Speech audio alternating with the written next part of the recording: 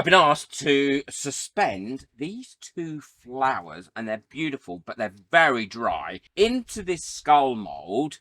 So they're kind of in the middle here, just floating around at slightly different heights. So I want to show you my favourite way of getting the best results for this. One of the biggest issues that you get with any dried flowers is that they're paper dry and they can trap bubbles inside them, and those bubbles can be released out over time in a deep pour resin or any resin. The other thing is they tend to float up to the top because they're full of air, and then they float up to the top, and then what you'll get is you'll get them poking out the front there. So what I'm going to do is show you my favorite way of preventing that to happen. For first of all, what I do is I take some of the low viscosity UV resin like this and work on a silicone mat, and I fill the whole flower with the low viscosity resin first. Now what this will do is this will give it some weight as well as sealing it up. Lovely. Now if you've got a resin sealer, and you can get resins that are specifically designed that need to go in a vacuum pot and you seal wood with it, then maybe you could try that. But I think flowers are a little bit too delicate for that in the first place. So what I do is I leave it like this, let that run everywhere to start with, and then once I'm happy that that is kind of covered in there like that, I will cure it up. I do try to do these probably one at a time so I can have a little bit more control over them, and I'll let that cure up for about 3 minutes before I do the next stage, and I'll show you that. It's really quick and easy to be able to get your flowers lovely and sealed, and it's worth doing this extra step. So now that's had its first curing, what I'm going to do is turn it over and do exactly the same on the back side of the flower. And again, I'm going to let that run wherever it wants to run, and then move that off to one side and then cure that up. And now that's nice and cured, what I'm going to do is give it a second coat of the same resin. I'm filling any of the bits that maybe I've missed, or I've got bits where I want a bit more resin, and they're nice and sealed now, and as a result they've got a bit of weight to them as well, and they're not going to release any bubbles. Now I have managed to trap a bubble right in the center of this one, and I think it looks beautiful there, so I'm quite happy with that. If not, I did have another one of these, I could have done it again, but I didn't want to because I think it looks lovely. If you put these in your resin now, they're not going to float up if you want them just to be on the bottom, but I want them to be suspended. So what I'm going to do now is I've got a pipette here, and I'm going to take the top off my UV resin, and I'm going to suck some into the pipette.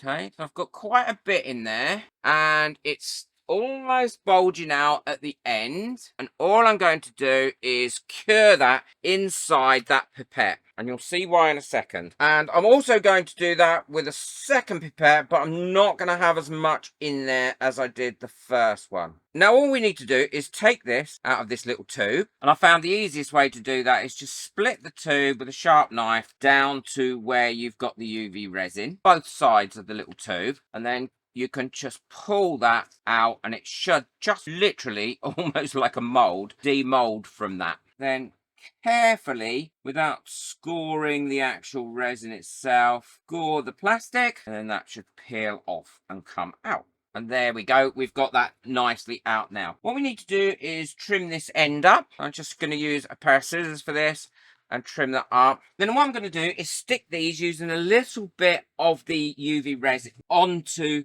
this little popsicle stick. So that's the deeper one, so I want that to go back there, and that's the shallower one, I want that to go there. Yeah, so I'll stick the first one on, and then I can mark the second one, and all I need to do for this is dab a little bit of the UV resin on there like that, put that in, and then cure it up. So now that's stuck on there really well, all I need to do is stick this bit here to that.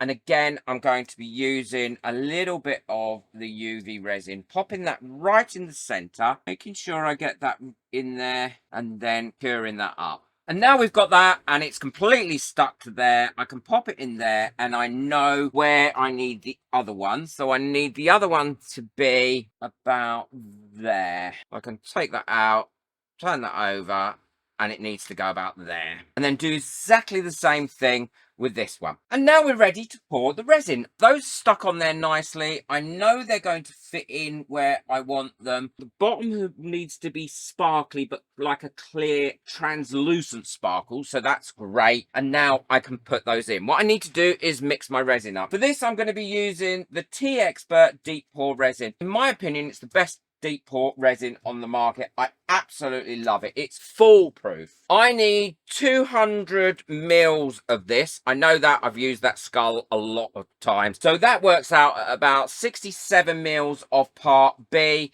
and 134 mils of part A. It's lovely and thin, so it does release the bubbles. They say it's bubble free, and I would say it almost is. It's beautiful crystal clear, and really importantly, it's non-toxic. Although always wear gloves and a mask, because resin we can become sensitive to. You have a 60 to 80 minutes work time, and you can demold it in normally about 24 hours, this one, depending on how thick it is, but it won't be fully cure for about 72 hours, so it could still be a little bit bendy, and that is the beauty of deep pour resins. I think, you know, you are really using the right resin for the right thing. So now it's about pouring it and letting it cure. What I'm going to do is, there's quite a lot of nooks and crannies in here where you could trap bubbles, so I'm going to pour some in slowly first and pour it into all the little bits and pieces, and then give it a bit of a tap and a bit of a squidgy widgy. And I hear my term, the squidgy widgy, has taken off, because I've heard that other YouTubers are using it as well, so that's nice. And it's just a term that I've been using really since I was a kid, so I'm really pleased. I think it's a great compliment that other people are using squidgy widgy. So pouring that in there now to roughly where those flowers will come, and then what I'm going to do is keep tapping that and then pop in there with a long neck lighter, never a torch, remember, certainly not on a mold like this, and burst any bubbles that have come up before I put this in. Now I can put this in like that, and I want to dip that in a couple of times just to release any bubbles that may have got caught under those flowers. And now I'm going to hold that still and fill this up virtually to the top, but not right to the top, because don't forget, I need to put a sparkly layer on that. And they're not going to go anywhere. See, they're not moving. They're lovely and rigid, and they are certainly in place now where I want them. And then what I will do is I will leave this to cure until it's lovely and solid before I demold it. This is all cured now, and it's looking awesome from this angle, but you never can really tell until you fully demold it. So what I need to do is remove this stick, and I found the easiest way is just with a good pair of wire cutters like this. I go in and I just snap it off like that and cut it really short. This one just actually broke off of the lolly stick, so I'm just going to cut those down. And now I can put my sparkly bit into the bottom here. Now, I don't want too much sparkle. I've got my resin mixed up, and what I've done is I've tried to mix in some bubbles into this as well, because I think the bubbles will really, on the base of this, help to allow this to sparkle and give it a nice little look. I mean, those bubbles may come out during the curing process. Most of them probably will, but some of them will stay in. And it's not very often I like bubbles in things, but certain times I do. Before I pour in, what I will do is I will cover these two bits to ensure that they are fully covered and there's no trap bubble in them, because I don't want two trap bubbles that look identical to each other. And now I'm going to pour this over and then just leave that to cure up. The skull with the flower in is all cured up now and finished and ready to demold, but a disaster struck, and this is it. Can you see that streak in there?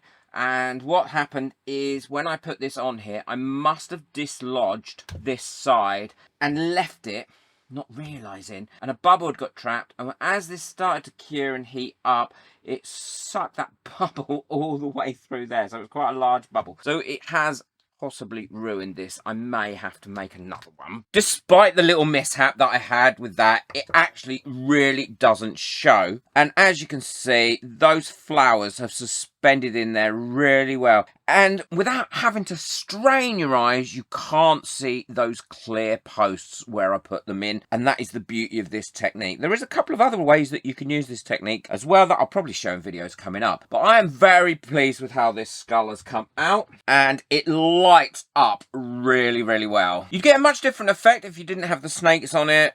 But the person I'm making this for particularly wanted to have the snakes in it with those flowers. There's the beauty about the deep pour resin as well. The only thing that you can see is where I put that shimmer in it. But other than that, there are no bubbles in this anywhere. Beautiful and clear. So that's why it's important to use the correct resin for a project. Boot that like button, hit that subscribe button, check out the video that I've got coming up next. I think you really enjoy that one as well. Links to everything are in the description below. Take care. Enjoy your resin. Bye. Ooh.